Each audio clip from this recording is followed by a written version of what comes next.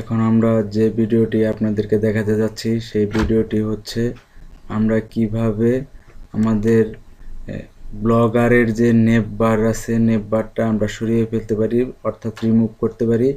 আমরা সেই ভিডিওটি এখন করতে যাচ্ছি। তো আপনারা সবাই মনোযোগ দিয়ে দেখেন। যদি ভিডিওটি যদি আপনি স্কিপ করে চলে যান তাহলে হয়তো বা আপনি বুঝতে পারবেন না। তাই সকলকে অনুরোধ করছি যে ভিডিওটি স্কিপ না করে পুরো ভিডিওটাই দেখেন। তো আমরা প্রথমে চলে যাচ্ছি আমাদের ব্লগে। এই যে দেখতে পাচ্ছেন যে এই যে উপরের যে বারটা, এই যে বারটা, এই যে সার্চ ব্লগার মোর, এই যে আমাদের মেলটা দেখাচ্ছে, এই ডিজাইন সাইন আউট, এইটা আমরা সরাই ফেলবো। এখন আমরা যে কাজটা করব, এই বারটা আমরা সরাই ফেলবো।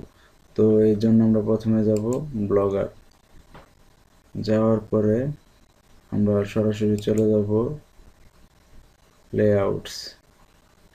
লেআউটসে যাওয়ার পরে এই যে দেখতেছেন নেপ বার, এই জায়গায় গিয়ে জাস্ট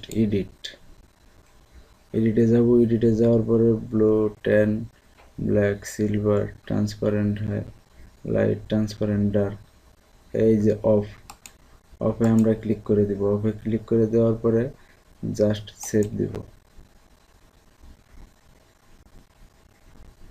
হ্যাঁ, সেভ হয়ে গেছে। তো আমরা তারপরে এই যে আমাদের সাইটটা, এই সাইটে গিয়ে আমরা আমাদের সাইটটাকে রিলোড দেব।